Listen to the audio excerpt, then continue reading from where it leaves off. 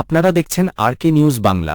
ভারতীয় গণমাধ্যম এই সময় পত্রিকায় প্রকাশিত বিএনপি মহাসচিব মির্জা ফখরুল ইসলাম আলমগীরের একটি সাক্ষাৎকারকে বিএনপি মিথ্যা ও বিভ্রান্তিকর বলে দাবি করেছে।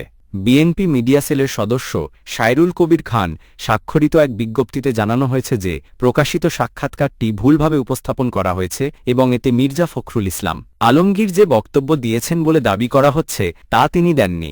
মির্জা ফখরুল ইসলাম আলমগীর ভারতীয় দৈনিক পত্রিকা এই সময় এ প্রকাশিত সাক্ষাৎকারে কোন ধরনের বক্তব্য দেননি।